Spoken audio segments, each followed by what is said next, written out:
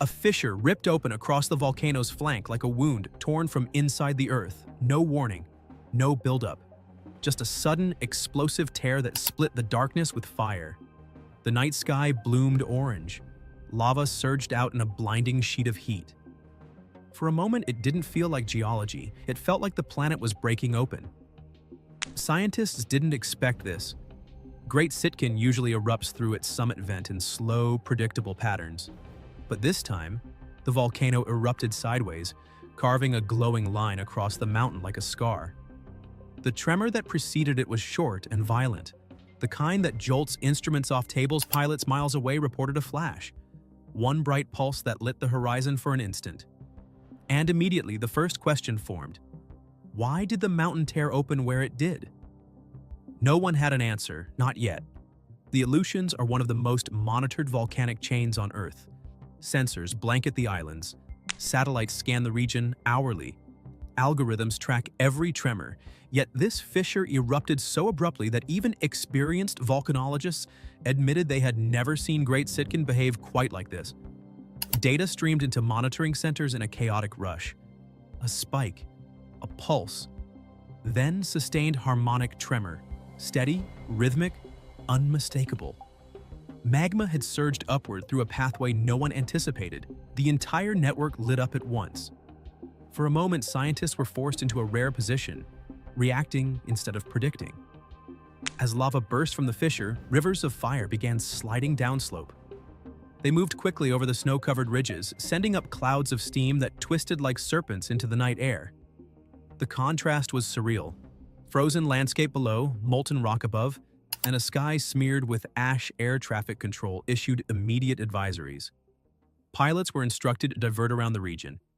Ash can stall engines. Even a small plume can turn a flight into a disaster. Mariners were warned too. The waters near the volcano could soon carry floating volcanic debris, pumice that behaves almost like icebergs for ships. The eruption was no longer an isolated event. It was beginning to touch the world around it. As images from satellites arrived, volcanologists realized something unsettling. The fissure wasn't just erupting, it was expanding. Not dramatically, just enough to signal that the eruption was still evolving.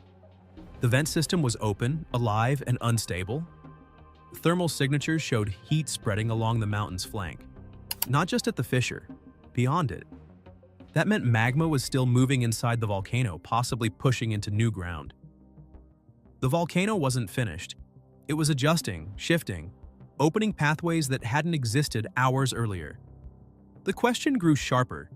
Was this the whole eruption, or the beginning of something larger? The Aleutians are remote, but people live there. Fishers, pilots, research crews, communities scattered across islands shaped by fire and frozen by wind. They know eruptions, they know ashfall, they know danger. But fissure eruptions are different. They spread. They move. They travel across the ground instead of rising straight up. Local emergency teams activated protocols immediately. Radio alerts, Coast Guard coordination, evacuation plans checked and rechecked. Not because towns were in danger, but because the situation was too unpredictable to assume they weren't. Great Sitkin had changed the rules tonight. By now, the volcanology community had divided into two camps, and both sides had compelling evidence. One group believed the fissure relieved pressure, releasing energy that had been building deep inside the volcano. In their view, this eruption might be the peak dramatic event, yes, but one that could stabilize the mountain. The other group disagreed. They pointed to new seismic signatures. Deep rumblings, clusters of tremors are shifting beneath the mountain. To them, the fissure was not a release. It was a symptom. A sign that the volcano was reorganizing internally and preparing for more arguments broke out in live briefings. Scientists contradicted one another mid-sentence. Not because they were careless, but because the data itself was contradictory. And contradiction is tension. And tension is danger. Ground cameras captured scenes that felt unreal. Lava fountains rose from the fissure like jets from a broken pipeline, exploding upward in bursts that cast light across the sea. Every burst shook the camera lens. Every collapse of molten rock sent glowing fragments tumbling down the slopes. Observers described the fissure as alive breathing, pulsing, reacting to forces deep below. The roar was constant, not a single explosion, just a deep, continuous growl that vibrated through the ground like the engine of a colossal machine. And with every pulse, the risk evolved. As the eruption intensified, satellite radar detected subtle ground deformation. Not just uplift, tilt. Parts of the flank were shifting ever so slightly under the force of rising magma. In other eruptions, similar movements preceded landslides or secondary vents opening unexpectedly.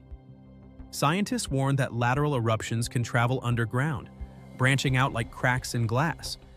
If the magma found a new exit, the eruption could jump suddenly to a new location.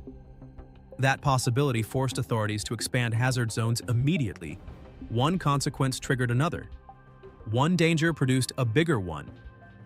Hours passed and the eruption did not slow. The fissure's lava flow intensified. Tremors continued in irregular patterns. Some readings suggested pressure decreasing, others suggested pressure building. It made no sense. The volcano refused to follow any familiar template. And so, the central question returned, heavier and more urgent than before. Was this eruption a climax or a warning? When morning light finally reached the Aleutians, the scale of the eruption became unmistakable. Satellite images sharpened. The fissure glowed like a fresh scar carved across the mountain's shoulder. A river of cooling lava stretched toward the coastline, black crust forming on top while molten rock churned underneath like a living current. Steam clouds curled upward from where the lava met snowfields. The air shimmered with heat. The fissure vent still pulsed, sending up bursts of molten rock that glowed against the pale sky. At dawn, the eruption didn't look calmer. It looked clearer. And clarity only made the danger feel heavier. Scientists had been hoping the night would bring decline. Instead, daylight exposed an eruption that hadn't lost momentum at all. It had simply settled into a new rhythm, steady, forceful, and unpredictable. By mid-morning, reports began coming in from vessels near the island. The coast was changing. Lava flows were beginning to reach lower slopes, creeping toward the shoreline. The moment molten rock touches seawater, the situation shifts. Explosions become possible. Steam plumes can rise suddenly, laden with volcanic particles sharp enough to cut into lungs. Fishermen navigating the region reported strange ripples across the water's surface and heat shimmering through cold waves. Some described faint booms echoing under their hulls, the kind that travel differently when a volcano reaches toward the sea. No boat was in immediate danger, but the message was clear. The eruption was expanding its reach. Mariners were told to maintain distance, not because something catastrophic had happened, but because something unpredictable could happen at any moment. Deep seismic sensors continued recording the volcano's heartbeat, but the readings weren't forming a pattern scientists recognized.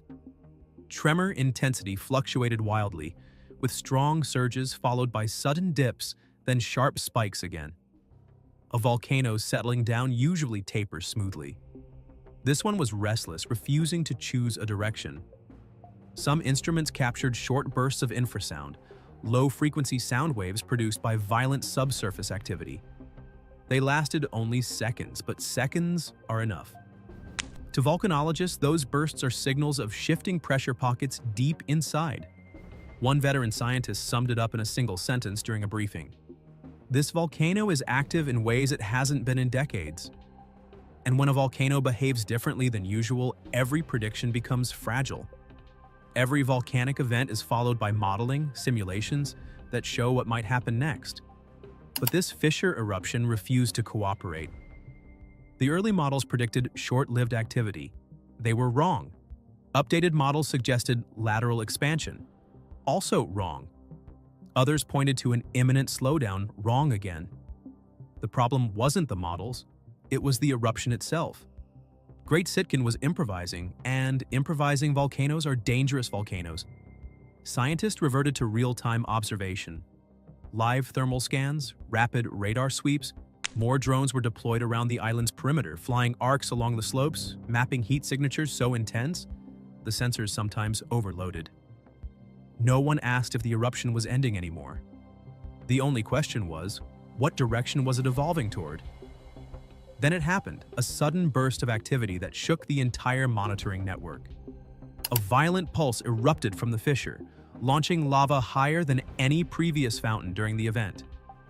For a moment, the sky over the mountain turned the color of molten iron. The roar was picked up by distant seismic stations, not as shaking, but as a sustained acoustic blast. Cameras on the flank rattled. Ash rose in a dense plume, caught in high winds, and carried eastward. The burst lasted only minutes, but minutes were enough to shift the tone. Scientists scrambled to interpret the spike. Some thought it was a release, others feared it signaled revival.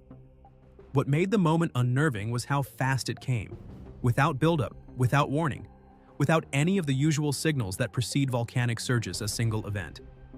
But a loud one. A reminder that the fissure still held volatile power. Communities across the Aleutians monitored the air quality hourly. Ash forecasts shifted throughout the day as winds changed direction. Some towns prepared for light ashfall, laying plastic sheeting over equipment, and advising residents to stay indoors when the clouds drifted overhead. Flights were disrupted again, not canceled outright, but rerouted. The uncertainty forced aviation authorities to draw large caution zones around the region. Pilots preferred distance from volcanic ash not because they fear disaster, but because ash gives no second chances.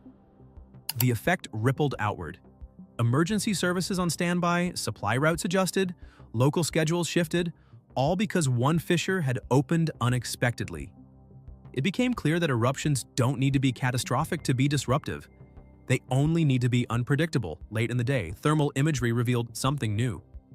The main fissure remained dominant, but additional hotspots dotted the surrounding area, not new vents, but patches of elevated heat where lava had pooled beneath thin crusts. These surface anomalies weren't dangerous on their own, but they hinted at continued activity within the eruption zone. This wasn't a system winding down, it was a system maintaining pressure. Volcanologists issued carefully worded statements. The eruption remains dynamic. The fissure system is still active. Conditions may evolve with little warning. In the language of science, these phrases mean something specific. Stay alert. The volcano hasn't given its final answer. So, the question that began on the first night returned, sharper, heavier, and more urgent than before. Is Great Sitkin stabilizing or preparing for the next movement? No one could answer. Not yet. Not while the fissure still glowed. Not while the ground still trembled. Not while the volcano remained awake. Have you felt anything where you live? Drop your experience in the comments. Every report helps build the bigger picture, and don't forget to subscribe.